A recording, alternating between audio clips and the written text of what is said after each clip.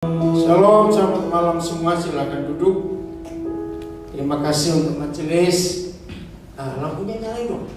Di Jumat begitu. Terima kasih untuk majelis gereja Jakarta memberi kesempatan untuk saya boleh berbagi di antara saudara hari ini. Baik, kita mau belajar firman Tuhan. Musik boleh duduk. Tepuk tangan buat mereka. Iya. Maaf terlambat tadi. Saya sudah dikasih arah.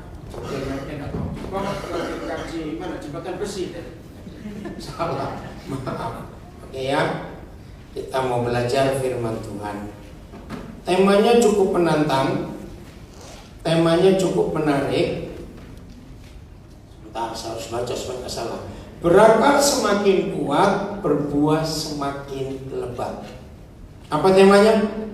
Berakar semakin kuat. Terus, berbuah semakin... yang lain mana suaranya gak keluar? Ulangi ya, apa temanya? Berakar semakin kuat dan berbuah semakin lebat. Mari kita buka kitab Kolose pasal 2 ayat 6 dan 7. Kolose pasal 2 ayat 6 dan 7. Ini KKR untuk pemuda. Jadi orang-orang muda harus semangat. Betul? Amin. Ada di layar? Multimedia ada nggak? Ada ya? Ayo. Oke, sambil nunggu baca yang sudah hafal Alkitab. Kolose 2 ayat 6 dan 7. 1, 2, 3. Loh, ulang. Serentak. 1, 2, 3. Pelan-pelan. Ini untuk bisa membuat berakar supaya bertumbuh harus ada langkah pertama. Kita harus menerima Kristus Yesus sebagai Tuhan kita. Ini poinnya. Tanpa kita menerima Dia, maka tidak ada jaminan kita bisa berakar, apalagi mau berbuah. Lanjut. Ayo, setelah itu kata pertama ini apa? Kata itu. Kata pertama. Kalau karena itu kalimat itu namanya. Kata pertama apa? Bukan. Karena itu susah benar. Oke, yang belum kenal saya kalau belajar kitab harus teliti seperti ini. Ulang ya. Kita telah menerima Kristus Yesus Tuhan kita. Itu langkah pertama. Tanpa kita bertobat dan menerima Dia, Yesus sebagai Tuhan kita, maka hidup nggak akan ada artinya. Nah, titik, ada kata apa? Nah, stop. Loh, ini yang dibaca lagi. Karena kalau ada kata karena, itu menunjukkan apa? Ayo cepetan. Menunjukkan susah bener. Menunjukkan apa? Kalau nggak bisa jawab, pulang aja ke Tiongkok sana. Nggak bisa bahasa Indonesia. Karena itu menunjukkan apa? Sebab akibat. Nah, setelah kita menerima Kristus Yesus Tuhan kita, harus apa? Karena itu, terus hendaklah hidupku, jangan katamu. Kalau saya ajak membaca, maka kata ganti orang kedua jadi kata ganti orang pertama. Karena itu hendaklah hidupku, suruh apa? Tetap di dalam Dia. Nah, sebutkan kepada saya di salah satu Injil ada inti yang sama. Yang bisa jawab saya kasih hadiah, tapi beli sendiri. Tetap di dalam Dia. Itu di Injil apa? Pasal berapa? Tuhan Yesus pernah berkata ini. Kalau kita di luar Dia, kita nggak bisa apa-apa. Ayo, siapa yang bisa? Terlalu kalau nggak bisa jawab. Ya udah, saya jawab, berarti saya dapat hadiah. Yohanes 15. Masih ingat gak? Loh, saya tanya, masih ingat gak? Masih. Tentang apa? Ayo, gak usah ragu-ragu. Tentang pokok anggur yang benar. Coba kita buka dulu Yohanes 15 ayat yang kelima dan keenam. Karena hidupmu tetap di dalam Dia. Hidup kita harus tetap di dalam Dia setelah kita menerima Tuhan Yesus sebagai Tuhan dan Juru Selamat kita. Ya, Akulah pokok anggur dan kitalah ranting-rantingnya. Barang siapa tetap tinggal di dalam Yesus dan Yesus di dalam kita, maka kita akan apa?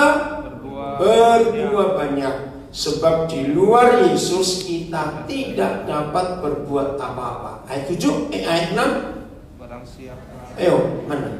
Barang siapa tidak tinggal di dalam pokok anggur itu, di dalam Yesus, maka orang itu akan dibuang keluar seperti ranting dan menjadi kering, kemudian dikumpulkan orang dan dicampakkan ke dalam api lalu dibakar. Nah, seluruh perikop Yohanes 15 ini ayat 1 sampai 7 konsepnya tetap tinggal di dalam Dia.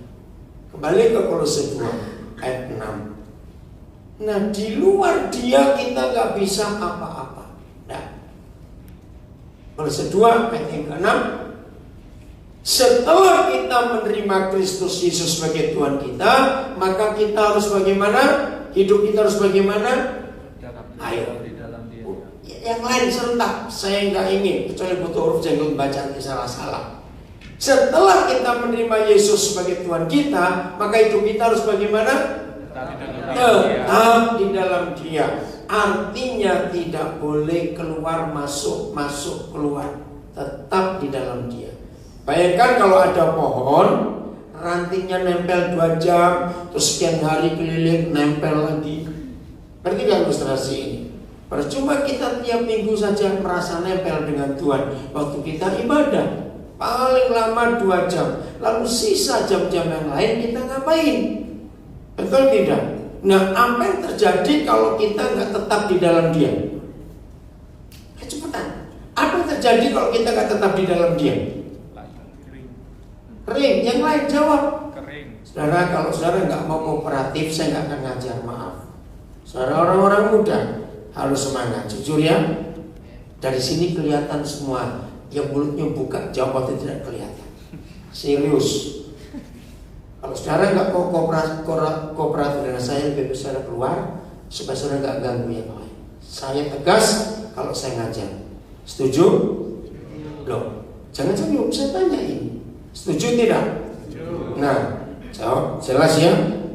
Saya tegas. Kalau tidak, lebih baik saudara keluar. Saya tidak mau ngajar orang yang nggak serius dengan Tuhan. Masih banyak yang mau diajar. Maaf, saya lanjutkan.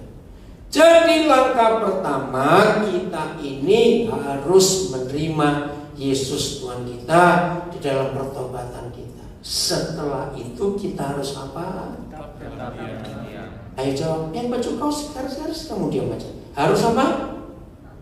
Tetap dalam Dia. Serius ya, semuanya di belakang juga. Ini konsekuensi kita kalau kita sudah menerima Dia. Tolong perhatikan kalimat ini. Semua bentuk kejatuhan orang-orang Kristen, murid-murid Yesus, yang walaupun tetap kelihatan aktif di gereja, bahkan tidak sedikit yang aktif pelayanan, tapi bisa jatuh karena orang itu tidak tetap di dalam Yesus. Kemarin ada berita satu lagi dari Amerika, seorang hamba Tuhan yang cukup terkenal menyatakan diri, aku gak percaya Tuhan Yesus. Nah, kalau dihitung dalam 2 tahun terakhir ini sudah ada 8 pendeta di Amerika yang namanya cukup terkenal, baik yang meninggalkan Yesus maupun yang bunuh diri karena kecewa. Terjadi banyak pertanyaan, kenapa? Orang masih baca bukunya hebat, orang masih ikutnya lagu-lagu yang digubah hebat, kenapa? Nah, jawabannya di ayat ini. Aktif di gereja, aktif pelayanan, sibuk dengan semua aktivitas rohani, itu bisa hidup orang itu tidak tetap di dalam Dia. Betul atau salah? Karena 24 jam penuh akan terbagi-bagi. Jam sekian sampai jam sekian ngapain, jam sekian sampai jam sekian ngapain. Nah, kalau begitu secara logika, sulit atau mudah hidup seperti ini tetap di dalam Dia? Sulit. Tapi Dia berjanji, perintah-perintahnya tidak sulit. Perintah-perintahnya tidak berat, betul tidak? Nah, jadi yang mana dong kalau begitu? Nah, berarti ada jembatan di antara apa yang kita percaya berat, tapi Tuhan bilang tidak. Ayat 7, kita lihat dulu. Kolose 2 ayat 7. Hendaklah. Nah, apa kata lain hendaklah? Baiklah. Baiklah. Apalagi? Ayo yang lain jawab. Apa saya jawab? Haruslah. Itu yang betul. Berarti ada pilihan tidak? Tidak ada pilihan. Nah, ini jembatannya. Saya pun mengakui sulit untuk tetap di dalam Dia, apalagi pengaruh kehidupan yang luar biasa, apalagi soal sosial media. Kemarin pagi saya di Nabire masih bertemu dengan orang tua murid dari TK, salah satu TK kami, namanya Taman Kanak-kanak Sekina Glory. Judulnya menarik, dampak smartphone bagi tumbuh kembang anak. Wah, terjadi diskusi yang luar biasa. Nah, ngerti nggak hubungannya ini? Handphone saudara bisa memisahkan saudara dengan Tuhan. Loh, jawabannya apa cepetan? Iya atau tidak? Bahkan saya sudah melarang lebih dari 10 tahun terakhir suami istri yang di sini sudah menikah, termasuk yang di rumah dengar. Ketika suami istri masuk kamar mau tidur, handphone gak boleh dibawa. Itu merusak komunikasi dan merusak hubungan. Betul atau salah? Saya pesan kepada semua anak-anak, kalau saya ngajar ini, mulai nanti malam kamu periksa handphone papa mamamu. Jangan boleh bawa masuk kamar. Ada tanya, taruh mana om? Taruh dapur. Supaya kacau yang dengar. Ada karena barang itu bisa memisahkan hubungan suami istri. Jawab betul atau salah? Nah, dalam konsep pembahasan kemarin pagi di Nabire, lalu bagaimana cara membuat anak-anak tidak terikat dengan smartphone? Jawabannya macam-macam. Saya jawab satu aja. Selama papa mama tidak lebih penting dari smartphone, maka anak-anak akan cari barang itu. Betul tidak? Jadi papa mama harus lebih lucu, lebih penting dari handphonemu. Lucu atau tidak? Terus saya tanya yang kedua, berarti anak-anak perlu dialihkan dong. Kalau direbut bilang nggak boleh, terus ganti mainan apa? Nah, saya tanya juga kepada saudara semua. Jadi mainan apa yang paling cocok buat anak-anak untuk mengalihkan perhatian dari handphone? Ya, itu yang betul. Papa mamanya harus jadi mainan anak-anak. Kamu yang belum menikah jangan tertawa, besok punya anak, awas Pak. Serius. Jadi papa mamanya harus jadi mainan anak-anak. Maka itu saya mengizinkan orang tua ketika anaknya iseng itu ditusuk-tusuk, biarin. Telinga, biarin anak mau main.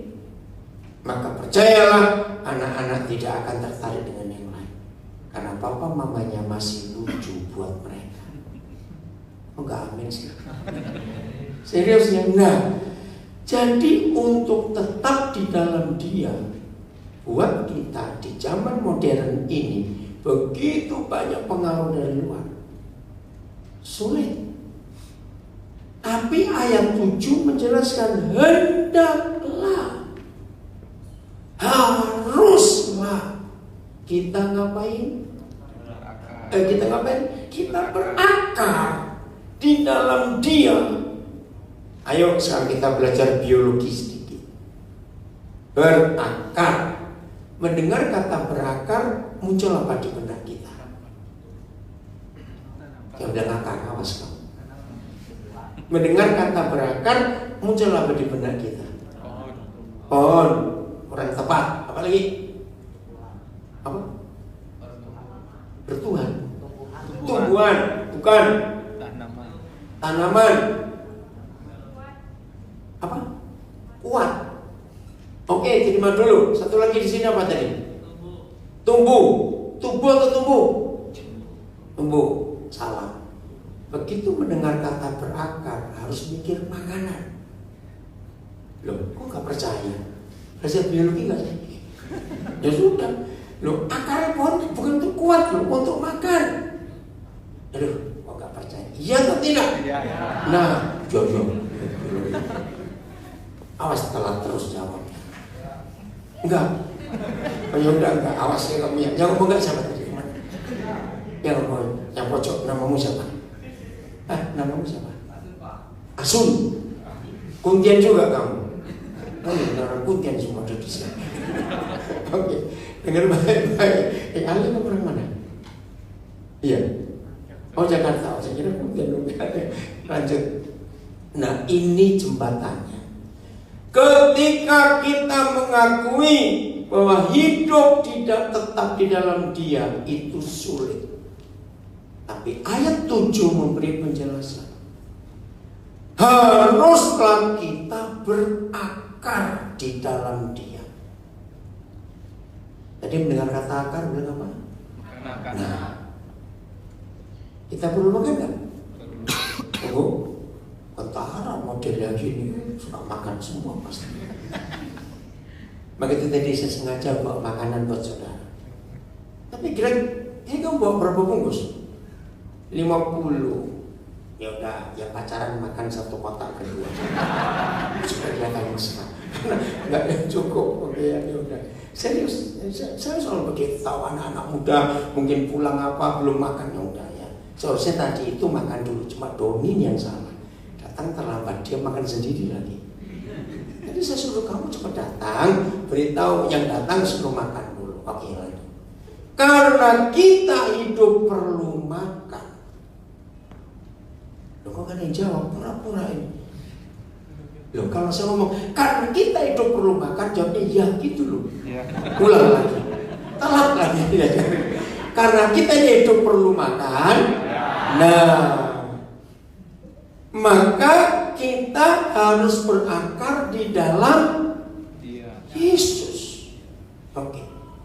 Pertama kali saya masuk ke Papua tahun 90. Waktu itu ribut transmigrasi dari Jawa, zaman Pak Harto. Karena orang-orang Papua tidak suka, karena itu salah satu bentuk Islamisasi.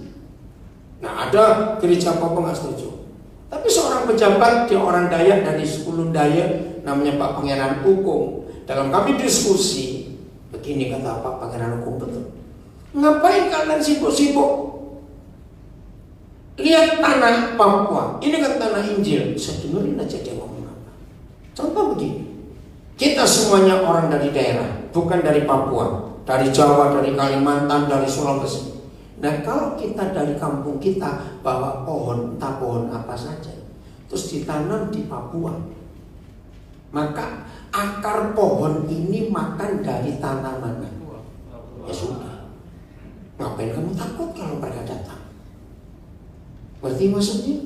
Nah, itu yang harus kita kerjakan. Jadi saudara dan saya berakar di mana? Berarti kita makan di situ. Loh ya atau tidak? Siapa yang percaya firman tentu makanan? Loh yang lain gimana? Betul? Nah, jadi kalau kita berakar dalam Dia itu Yesus, yang menurut Yohanes 1 pasal 1 ayat 1 dan seterusnya dia itu firman. Berarti kita tetap perlu tanah nggak untuk kita berakar? Perlu. Maka itu untuk tetap di dalam Dia, kalau konsep kita berpikir aku perlu hidup dan perlu makan, berarti kita harus tetap di dalam Dia, nggak sulit. Maka itu pilihkan. Apakah ada hal-hal lain yang bisa membuat kita hidup selain Yesus dan firman-Nya? Kalau sampai ada di antara kita menemukan ada yang lain, nah berarti kita berakar di dua tempat. Dan itu namanya tidak setia. Anak-anak muda, orang-orang muda yang berbahagia, perhatikan konsep. Betapa pentingnya kita sadar betul untuk berakar di dalam Dia. Sebentar, saya kehilangan satu anak ini. Rudi kemana dong? Kok nggak ada? Ruth di mana kamu? Oh, ngapain di situ? Ah, kok gelap-gelap? Kenapa nggak dibawa semua? Awas. Oh, kenapa menunjukkan awas? Tadi dia ada atau nggak ada?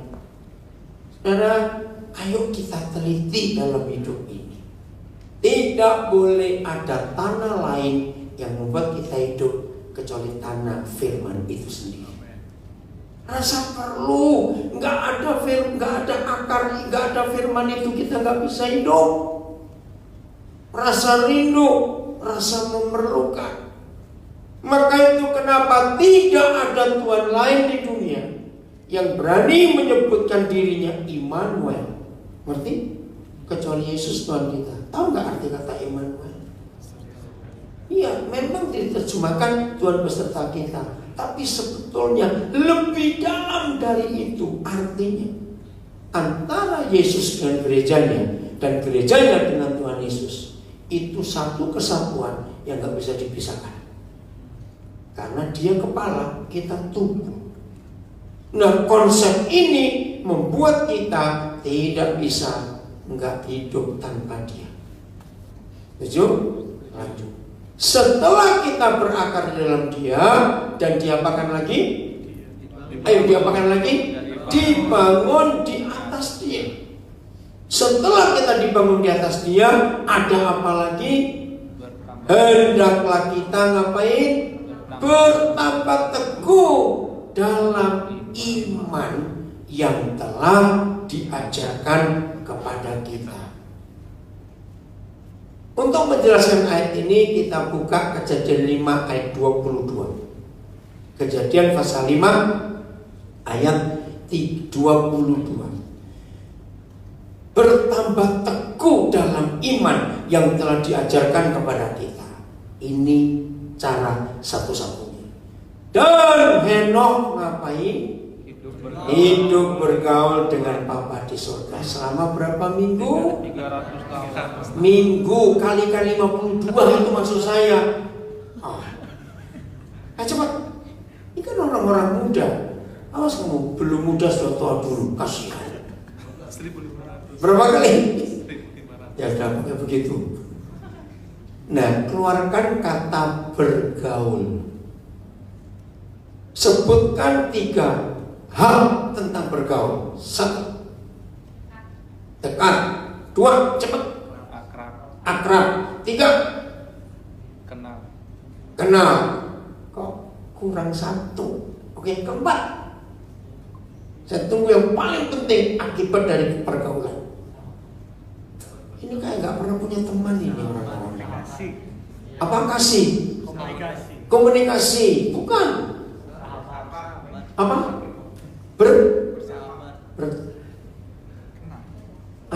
Maksud bercanda. Oke. Memang kamu suka bercanda. Oke, betul. Oke. Nah ini saya suka kata bercanda, tapi bukan itu yang saya maksudkan. Saudara dengar ya. Semua agama itu membuat peraturan yang begitu rumit. Bahasa Jawa jelimet, bahasa Inggris complicated, bahasa G-nya apa Pontian? Ketujuh. Oke ya, apa? Itu G atau 7? G apa Ben? Nah gitu lah pokoknya. Oke, maaf saudara. Nah, di dalam kekristenan adalah satu-satunya agama yang umatnya bisa bercanda dengan Tuhannya. Kok nggak ada yang ngamen saya ngajar begitu? Semua agama di dunia boleh bercanda dengan Tuhan? Cepat jawab. Mati kamu gitu aja. Mau itu semua agama penuh dengan peraturan. Terima kasih kamu bilang bercanda. Maka itu setelah sekian tahun jadi anak-anak Papa di surga, nggak pernah bercanda dengan papamu. Jangan-jangan kamu anak tetangga. Loh, siapa sebutkan kepada saya satu perbuatan Papa kita yang paling lucu soal kita? Arsono, ini anak saya ini masih muslim, tapi saya ikut saya. Kamu udah belajar ya? Oke, sebutkan kepada saya. Ada satu saja perbuatan Bapa di surga yang sangat lucu. Siapa bisa jawab? Maka itu dia bisa bercanda dengan kita, dan kita pun bercanda dengan dia. Maka itu kalau saya khotbah, saya bisa bercanda. Saya takut kalau lihat pendeta khotbahnya, mukanya jauh kriminal betul. Pernah nggak ketemu pendeta khotbah mukanya kriminal? Lo saya tanya, pernah tidak? Nah, ajari dia bercanda. Oke, ayo sebutkan satu kejadian di Alkitab. Mungkin itu bukan bercanda. Salah. Oke, yang lain. Tidak apa-apa, lebih baik berani jawab daripada diem kayak botol. Gitu aja kamu. Apa? Satu lagi cepat. Ini lapar, ini berangkat dari rumah tadi pagi 4:30 waktu Indonesia bagian barat tuh. Dan piring. Kayaknya, ayo. Suruh mancing ikan dapat uang. Suruh mancing ikan dapat uang. Masih rohani ya. Satu lagi. Oke. Nenek Sarah dibuat hamil umur 90. Ini bercanda itu. Lo kok gak percaya? Lo gak biasa. Lo jujur bercanda enggak? Maka itu Alkitab menulis ketik. Jangan tertawa dulu saja, jangan tertawa ini. Asun, diam lagi kamu. Jangan tertawa ini. Maka itu ketika Abraham diberitahu Tuhan, ingat Kejadian 18, tahun depan istrimu yang disebut Mondo akan melahirkan. Alkitab bilang Sarah terus tertawa. Ini nenek nggak tahu diri. 90 tahun hamil. Lo bayangin, betul tidak? Nah itu salah satu contoh.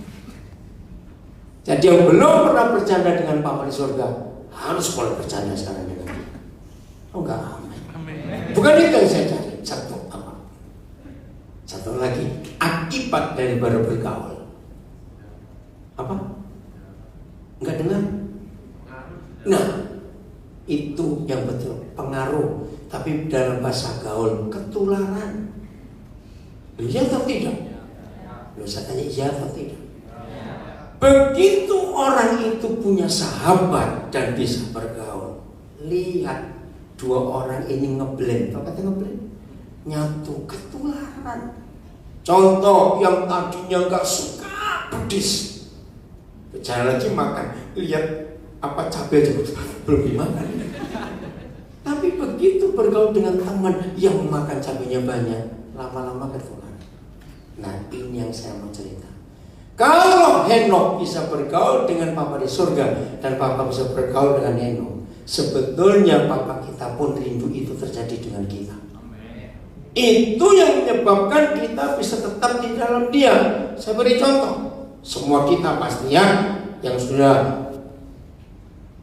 sudah lama nggak ketemu teman lama, begitu ketemu gimana? Begitu ketemu gimana? Apa? Bangga. Bahagia. Apa? Bahagia salah. Ajak makan. Apalagi? Kangen. Bukan. Jadi mudah. Lupa. Jadi mudah lo, betul enggak? Lo, kok nggak percaya? Itu yang harusnya kita dapat. Begitu kita ketemu teman lama, lupa kalau sudah tua. Pasti ceritanya yang dulu. Ingat ya, kita pernah curi mangga di tetangga. Ayo, betul tidak? Cerita yang dulu keluar semuanya. Saudara, milikilah hidup bergaul dengan Bapa di surga. Nah, awas kamu bilang. Jadi kalau kita bisa bergaul dengan Bapa di surga dan Papa bergaul dengan kita, awas kamu bilang Tuhan ketularan aku. Awas. Harusnya siapa ketularan siapa? Ayo, harus siapa ketularan siapa? Nah, ini dia. Jadi tema yang saudara pilih berakar semakin kuat, berbuah semakin lebat. Ditemukan di Kejadian 5 ayat 22. Kalau kita bisa bergaul dengan Dia. Saya bongkar bukti-bukti pergaulan. Waktu kita punya teman dekat, perhatikan, siapa lebih kita turuti, mama kita atau teman kita kalau ngomong? Nah itu dia. Betul nggak? Terbukti nggak itu saudara? Maka itu kalau kita bisa bergaul dengan Tuhan dan Tuhan bergaul dengan kita, maka kita pasti mau. Yang berikut, berapa kali waktu kita punya teman bergaul, pasti ada kalimat gini, jangan kasih tahu mamaku ya, aku coba ngomong ke kamu aja. Lu ya atau tidak? Coba jawab. Biasanya cewek-cewek. Enggak. Kalau kamu enggak berarti enggak pernah punya teman kamu. Ini siapa namanya? Sebelahnya Asun paling sini. Yang lipet tangan. Coba. Kevin. David atau Kevin? Levin. Oke. Kenapa kamu gila? Enggak pernah. Awas Levin. Loh, betul nggak saya ngomong saudara? Kalau kita punya teman baik, sahabat, bisa titip rahasia. Nah, Vin, pernah nggak Vin? Kamu bisa pakai ke psikolog, Vin. Kenapa teman kamu, Vin? Kok kamu nggak punya teman bergaul, Vin? Maaf, gue aja gue. Loh, betul tidak, saudara? Nah, kita lihat ayatnya. Yohanes 15 ayat 15. Jadi apa yang terjadi dengan hidup kita sehari-hari ternyata semua sudah tertulis di kitab suci kita. Jadi bergaul itu penting dengan Tuhan kita. Yohanes 15 ayat 15. Aku tidak menyebut kamu lagi hamba, sebab hamba tidak tahu apa yang diperbuat oleh tuannya. Tetapi Yesus menyebut kita apanya? Sebab alasannya karena Yesus telah memberitahukan kepada kita berapa hal, segala sesuatu yang telah ku dengar dari Bapakku. Pertanyaannya, berarti masih ada rahasia satu pun nggak yang disisakan Tuhan Yesus nggak cerita kepada gerejanya? Ini yang luar biasa. Untuk bisa tetap di dalam Dia, kita harus berakar di dalam Dia. Untuk bisa berakar di dalam Dia, kita harus dibangun di atas Dia. Kalau kita dibangun di atas Dia, ingat, Dia batu penjuru. Tahu kata batu penjuru? Maka seluruh bangunan harus ikut posisi dari batu yang pertama diletakkan. Ngerti nggak maksudnya? Nah, berarti kalau Yesus kita dibangun di atas Dia, jadinya kita ini bangunannya seperti apa? Seperti Yesus. Lalu coba kembali ke Kolose 2 ayat 7 tadi. Ini penting. Percayalah mulai hari ini, kalau semua kita mendengar di GKJ Tambora dan yang di rumah mengikuti Kolose 2 ayat 7 tadi, hendaklah saudara dan saya bertambah teguh dalam iman yang telah diajarkan kepada kita. Saya pakai pergaulan. Makin lama dua orang itu bersahabat dan bergaul, hubungannya makin kokoh kan? Betul? Dan lihat yang pernah punya sahabat, rela nggak kalau satu dijelekan oleh orang lain? Itu loh saudara. Lihat pembelaan Tuhan atas kita. Lihat waktu Dia bicara di Yohanes 15, siapa yang pembela kita? Bapa di surga. Masih ingat ya itu ayat 1. Nah, inilah rahasia yang luar biasa. Maka itu mulai hari ini jangan beragama Kristen, karena Tuhan gak suka kita beragama Kristen. Yang Dia suka kita muridnya, kita anak Papa, dan kita sahabatnya. Saya beri contoh. Siapa yang pernah kursus kue, kursus masak, kursus bela diri, kursus apa saja, kursus komputer, kursus apa saja, bayar mahal sekalipun, mungkin atau tidak guru saudara memberikan semua ilmunya kepada saudara? Mungkin tidak. Kenapa? Vin jawab, Vin. Apa kamu salah jawab lagi Levinnya? Kenapa ayo? Bukan karena kurang mahal bayarnya, kecepatan. Apa Vin? Pengalaman, bukan. Kenapa tidak ada guru yang kita bayar mahal pun gak akan beri ilmunya semua kepada kita? Cepetan. Nah, itu takut disaingi. Apalagi yang belajar bela diri. Tidak mungkin, sebab jurus terakhir itu buat gurunya bisa mati. Betul tidak? Nah kalau begitu, Yesus dengan kita siapa lebih sombong? Bertobat tak kita lebih sombong? Betul saudara. Ternyata Tuhan Yesus tidak ada rahasia satupun kepada kita. Itu saudara harus tahu. Satu-satunya alasan dia gak menyebut kita hamba, sebab dia sudah terlanjur sebagai bahasa sehari-hari memberitahukan segala sesuatu yang diberitahukan Bapa kepada dia dan disampaikan kepada kita. Mau kemana Nona? Jangan lama-lama ya. Oke, ya udah 2 menit balik saya hitung awas. Nah saya ini guru, kalau ngajar tahu jadi anak saya satu hilang kemana? Tidak ada, semuanya di atas. Jelas ya? Mau mengenapi firman ini? Oke.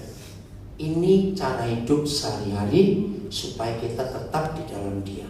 Mazmur 1 ayat 1. Ini kenapa ini anak-anak terlambat ini? Dibilang jam 7 kamu baru datang lagi, kawas. Nah, Mazmur 1 ayat 1. Kita lihat Mazmur 1 ayat 1. Macet ya, Pak Wijaya. Ini saya sudah macet kesasar lagi. Nah ini praktek nyata setiap hari. Supaya setelah kita terima Tuhan Yesus, kita berakar di dalam Dia, kita dibangun di atas Dia, kita tetap teguh di dalam Dia dengan iman yang luar biasa itu. Ini caranya. Baca sama-sama. 1, 2, 3. Berbahagialah saya, lupa lagi orang. Ulang. 1, 2, 3. Berbahagialah saya yang tidak berjalan menurut nasihat orang fasik, yang tidak berdiri di jalan orang berdosa, dan yang tidak duduk dalam kumpulan pencemooh. Beritahukan kepada saudara kita, rekan-rekan kita yang tidak hadir hari ini, yang di rumah juga bagikan rekaman ini. Ternyata dalam filosofi hidup, orang bergaul, orang berteman, orang bersahabat, orang pokoknya dalam filosofi hidup, maka orang selalu melakukan 3 hal ini: berjalan, berdiri, dan duduk. Betul atau tidak? Betul. Ini konsep yang sederhana dan seluruh dunia mengakui. Tidak ada orang seateis apapun juga, sejahat apapun juga, seskeptik apapun juga, yang tidak mengakui bahwa orang hidup itu harus berjalan, harus berdiri, harus duduk. Walaupun orang lumpuh tetap berjalan nggak? Loh kok nggak jawab sih? Pakai kursi roda kan jalan juga. Baru tahu nih. Aduh lambat sekali tahunya itu. Jadi walaupun lumpuh tetap berjalan. Nah dengarkan. Hidup ini akan jadi apa? Nah bagi saudara, oh betul 2 menit kamu balik. Itu menjadi apa? Hidup ini akan jadi apa? Contoh, kalau hari-hari ini saudara umur 20-an, ini muka 20-an masih banyak ya. Apa saya umur 20 aja 40 menderita itu apa? Awas kamu. Nah, yang umur 20-an berpikir kalau nanti aku umur 40-an, umur 50-an akan jadi apa? Nah, saudara masih punya kesempatan.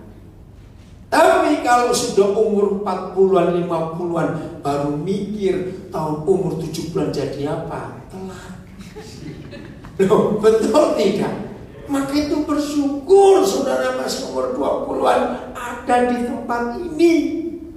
Enggak di tempat disko, enggak di tempat orang berdosa. Loh, betul tidak? Bersyukur. Nah, kalau saudara umur 20-an sekarang, nanti umur 40, umur 50 akan jadi apa? Sesuai tema kita, berakar semakin kuat, berbuah semakin lebat. Maka saudara mulai hari ini harus memilih engkau berjalan di mana dengan siapa, engkau berdiri di mana dengan siapa, dan engkau duduk di mana dengan siapa. Betul tidak firman? Betul. Jangan cuma mikir betul, ini serius.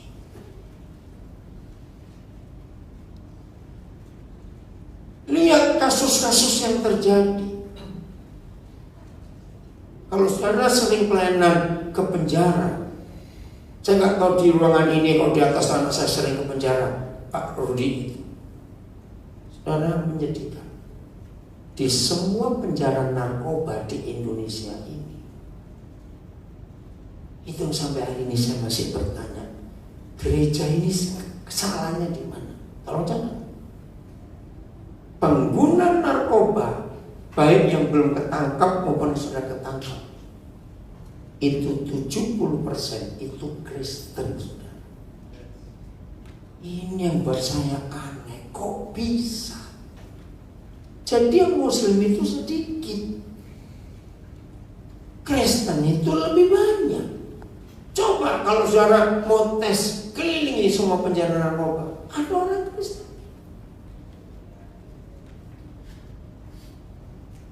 Nah, ini jawaban. Dengan siapa saudara berdiri, di mana? Dengan siapa saudara duduk, di mana? Dengan siapa saudara berjalan, di mana? Itu masa depan. Betul atau salah? Maka itu Mazmur 1 ayat 1 didahului dengan satu kata sederhana, berbahagialah. Bukan orang kaya, bukan orang banyak duit, bukan. Tapi yang dalam hidupnya dia bisa memilih berjalan di mana dengan siapa, berdiri di mana dengan siapa, dan duduk di mana dengan siapa. Sederhana nggak? Lo jawab, sederhana nggak firman ini? Ini yang harus kita ketahui. Teologi yang membuat firman jadi complicated, harus diuraikan dengan ibadah sudahlah. Lihat ayat ini, ayat 2. Apa yang membuat ini? Tetapi yang kesukaan. Nah, stop dulu.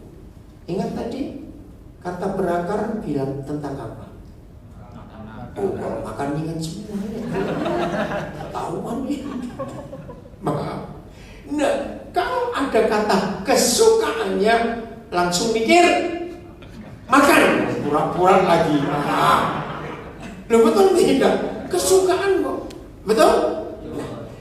Jadi orang yang berbahagia karena sudah milih mau berjalan, duduk, berdiri di mana dengan siapa, harus dilanjutkan makanannya. Boleh nggak saya ganti? Saya tanya, izin dulu. Boleh nggak? Tetapi yang makanannya ialah Taurat Yahweh, firman. Loh, tadi kan saya bilang firman itu makanan, bukan? Iya. Nah, karena kita butuh makan, maka itu tanah yang membuat akar kita bisa menyerap sari-sari makanan itu. Maka pohon hidup kita jadi kokoh dan pasti berbuah. Karena di tanah yang subur, makanan yang benar. Jadi nggak cukup sudah milih berjalan di mana dengan siapa, berdiri di mana dengan siapa, duduk di mana dengan siapa, kalau tidak dilanjutkan. Makanan kita apa?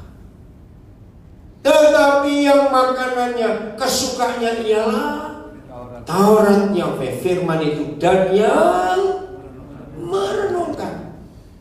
Cari akar katanya. Dalam bahasa Ibrani kata merenung itu adalah memamabiak.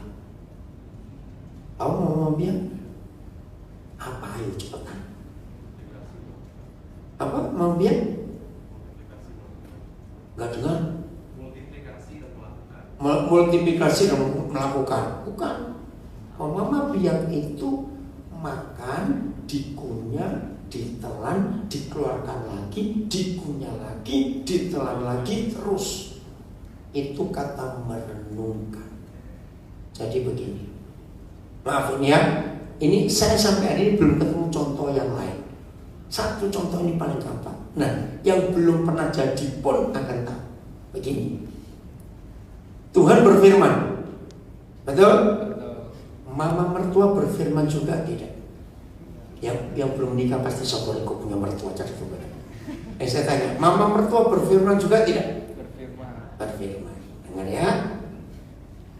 Mana yang lebih mudah dihafal? Firman Tuhan atau firman mama mertua? Saya nggak suruh tertawa, jawab. Nah, kenapa? Asun lagi. Asun, kamu kan belum menikah, Asun. Oh sudah. Yang jawab siapa tadi? Oh di atas. Oh maaf Sunan, oh maaf. Ampuni saya sudah. Oh saya butuh kamu lagi Sunan. Yang di atas mana tadi jawab? Siapa? Ceki. Kamu sudah menikah belum? Sun, yang jawab kamu. Saya tadi di atas. Wah ini Asun perlu awas kamu Sunan. Mengapa firman mama mertua lebih gampang dihafal? Jawabannya karena ayat ini.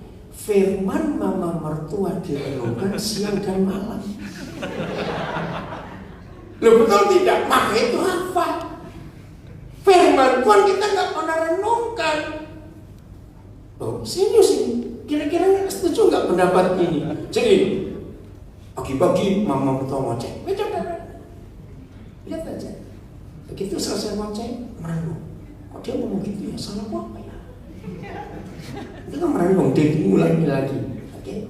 Sejam kemudian ingat, iya kok dia ngomong gitu ya? Diulangi lagi. Terus nggak lama ketemu teman. Kamu tahu nggak tadi pagi mama mertua aku ngomel? Itu Yosua 1 ayat 8. Perkatakan kitab Taurat itu dan renungkan siang dan malam, maka perjalanan akan berhasil dan hidup akan beruntung. Itu masalahnya. Maka itu coba kalau ditanya, saudara, ini gembala bisa tanya, 2 minggu lalu saya khotbah apa? Ayo. Apa jawabnya? Tolak-tolak. Apa ya? Apa? Tapi coba firman mama mertua 20 tahun yang lalu. Masih ingat gak kira-kira? Ingat. Padahal mama mertua sudah mati 16 tahun yang lalu. Karena direnungkan siang dan malam. Jadi untuk bisa tetap berakar di dalam Dia, tetap kuat di dalam Dia, tetap teguh di dalam Dia. Setelah kita milih berdiri, duduk, berjalan di mana dengan siapa, maka kita harus merenungkan firman Tuhan ini. Contoh, setelah hari ini kita dengar firman Tuhan, besok ibadah minggu kita dengar firman Tuhan lagi, maka kita ulangi. Kalau kita lupa, buka Alkitab. Kalau tidak, anggap aja yang khotbah lagi ngomong lagi di telinga saudara. Itu cara kita merenung. Dan itu luar biasa, saudara. Kalau kita betul-betul mau hidup dalam kebenaran. Tanyanya, gampang atau mudah? Jangan lama-lama ya. Yang keluar, usah keluar. Mudah atau susah? Kalau kita pakai konsep ini, cepetan. Mudahnya gimana ya? Ayo, saya tanya balik. Mudahnya bagaimana? Apa? Gak dengar. Mudahnya gimana? Satu, makanan. Jangan lupa. Suka makan gak? Suka. Ya, gak mungkin bapak suka makan gak butir-butir begini ya. Awas, aku bilang tidak. Nah, makanan kita harus firman itu. Yohanes 4 ayat 34. Mudah-mudahan ini ayat yang terakhir. Yohanes 4 ayat 34. Apa yang Tuhan Yesus katakan itu luar biasa. Yohanes 4 ayat 34. 34. Kata Yesus kepada mereka, apa? Makananku. Nah, stop dulu. Makananku. Siapa yang tahu ada ayat menulis satu makanan yang Tuhan Yesus suka ada disebut di Alkitab? Apa itu? Gak pernah baca Alkitab. Ikan bakar. Yohanes 21 gak percaya. Nanti pulang lihat aja. Maka itu murid Yesus yang gak suka ikan. Engkau bukan murid Yesus. Terus serius, harus suka ikan. Nah, siapa yang gak suka ikan di sini? Saya doakan nanti semua suka ikan. Awas saya gak suka ikan. Makananku ialah, ayo baca. melakukan kehendak Dia yang mengutus aku, dan Menyelesaikan pekerjaan. ini bisa dipakai untuk medis, untuk hidup sehat. Makan tanpa exercise, olahraga, jadi apa? Ayo cepat obesitas. Penyakitnya, ayo penyakitnya apa namanya? Makan tapi nggak bergerak, nggak olahraga.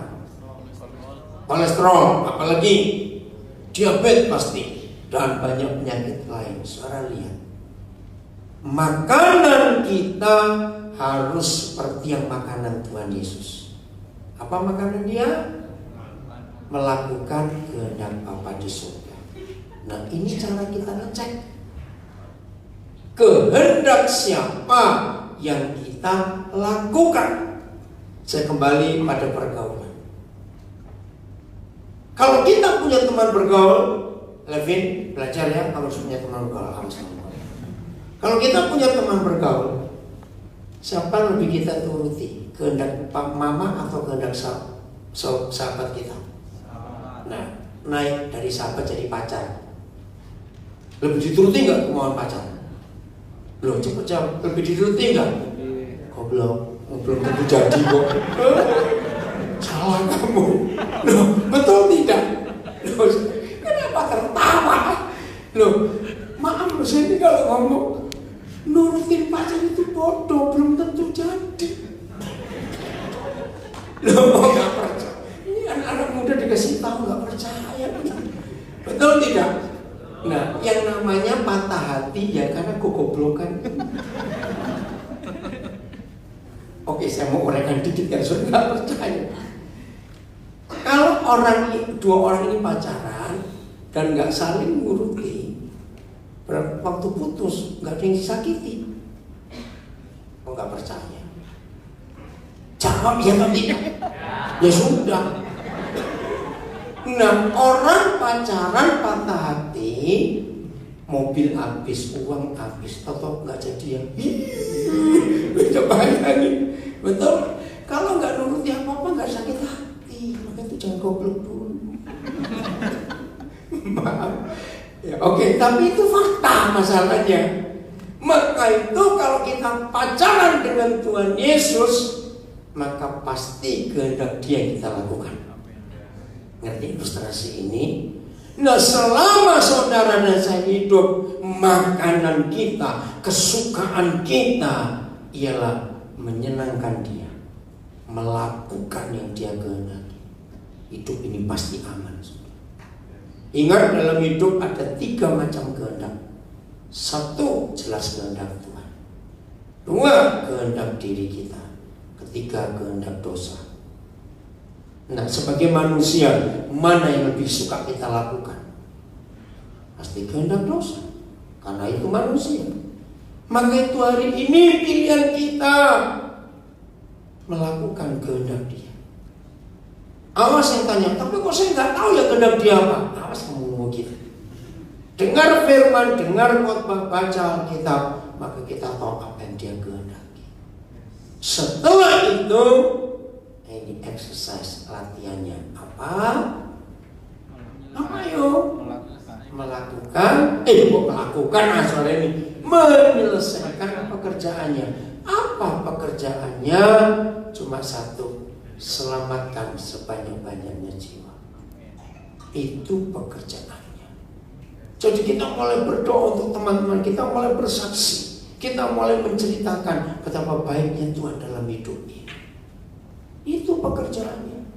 Maka kalau kita hidup seperti ini, percayalah, maka pasti kita akan berbuah lebat, karena kita berakar kuat di dalam Dia. Saudara yang sebelah kanan sudah habis belum? Kamu sudah ulang lagi belum? Oke. Maka berarti kamu tahu. Karena Instagram cuma 60 menit. War, kamu mau cerita nggak? War, ketemu Papa gimana pengalaman? Ini salah satu contoh pekerjaan Tuhan. 11 Maret tahun yang lalu, saya nggak akan lupa tanggal itu. Saya diundang oleh Gereja Jalan Jemaat Allah se-Jakarta.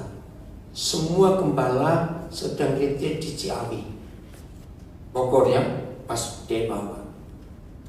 Nah, ada sekian banyak. ke rumah gembala GSCA se-Jakarta. Nah, anak saya jemput, tapi hari itu Roh Kudus bilang, kamu jangan dijemput pakai mobil. Terus pakai apa? Saya dari Papua juga.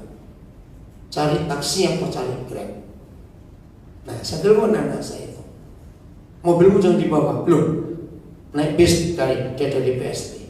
Terus nanti tunggu kalau Papa sudah landing, Papa telepon, baru kamu cari taksi atau Grab. Nah, dapat dia Grabnya. Begitu saya masuk mobilnya, Roh Kudus ngomong sesuatu tentang masa kecilnya. Saya nggak kenal. Mau saya sampaikan, dia kaget. Pasti dia mikir saya dukun, kok tahu masa lalu. Oke, nah sambil jalan, saya tuh mikir. Saya cuma 3 sesi misinya.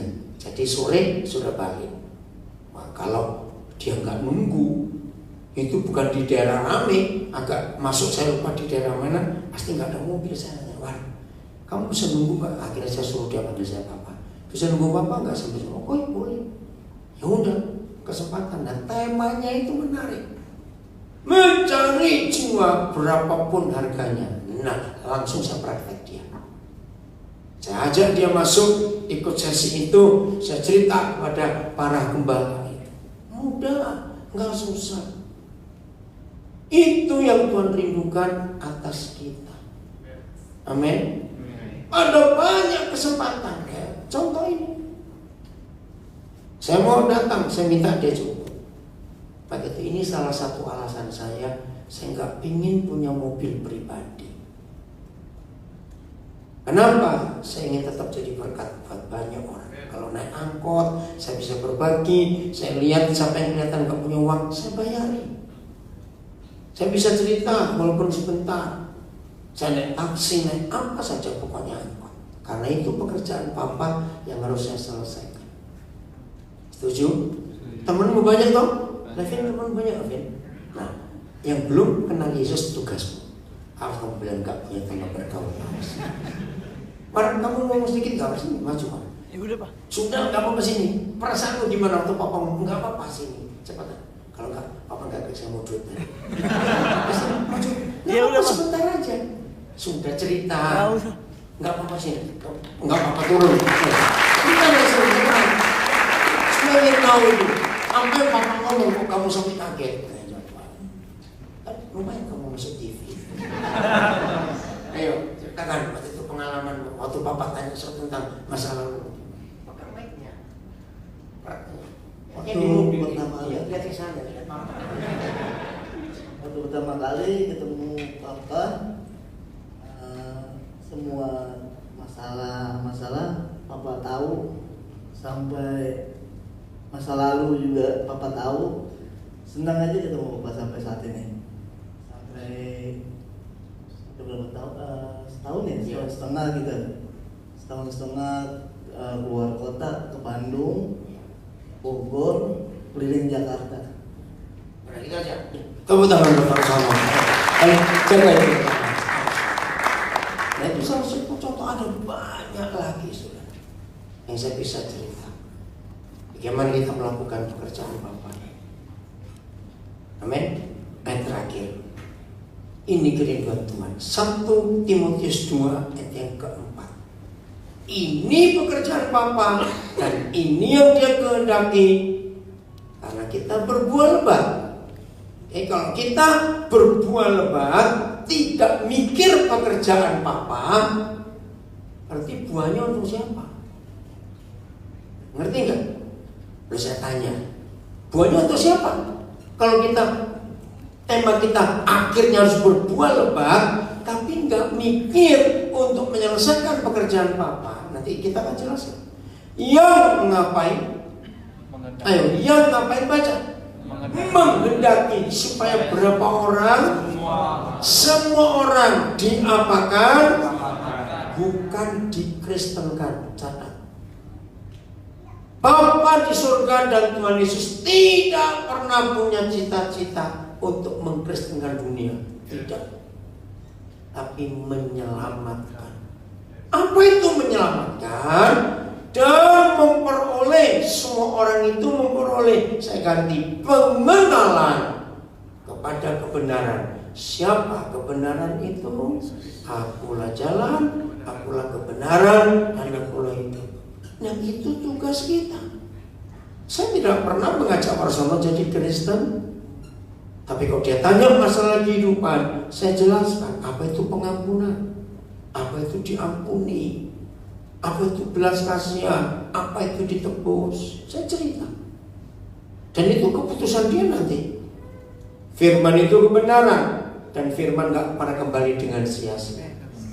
Dengan makin lama saya semobil dengan dia, saya sebagai garam dunia, kalau lama asin juga. Oh, gak percaya. Nah, garam dunia itu seberat badan kita. Orang yang belum tahu kebenaran, yang kumpul kita, itu kita asinkan. Betul? Maka itu kalau berat badanmu 50-an kilo, ada orang gak asin-asin kumpul kamu 3 bulan, kamu garam palsu tahu. Betul? Berapa berat badanmu sekarang? Ada timbangan di bawah. Ada timbang semuanya, awas nggak?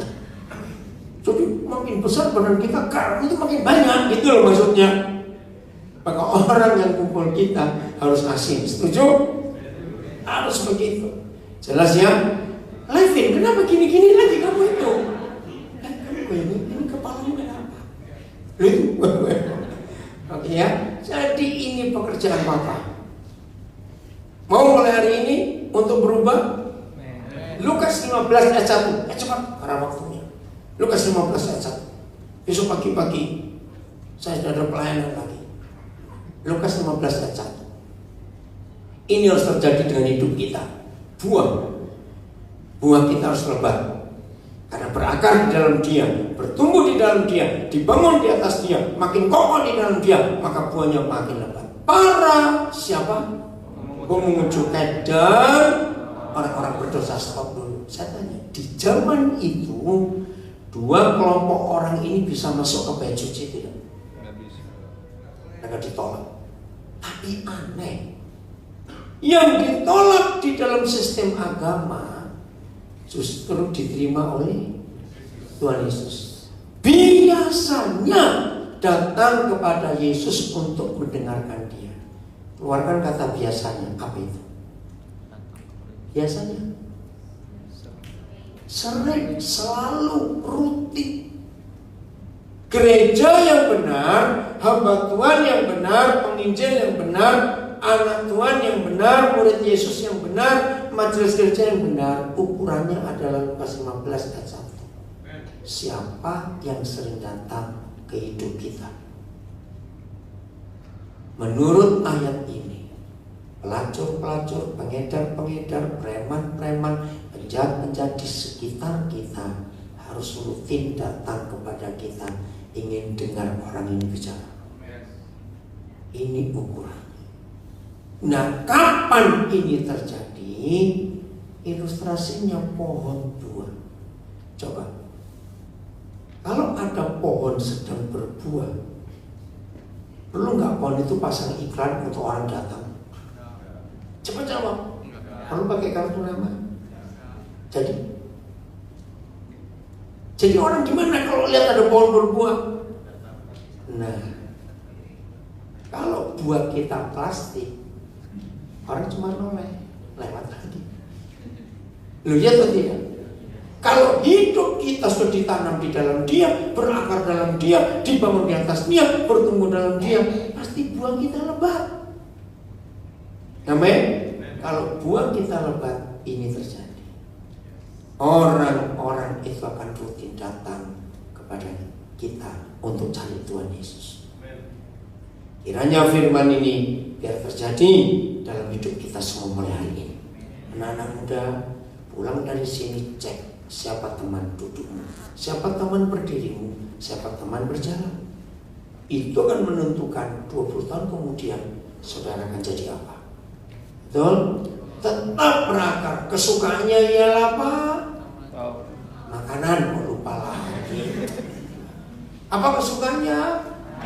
Makanannya ialah Firman Tuhan. Wih, pintar semua. Tepuk tangan buat diri sendiri. Lalu berkati kita semuanya. Ya, saya minta Pak Ari doa.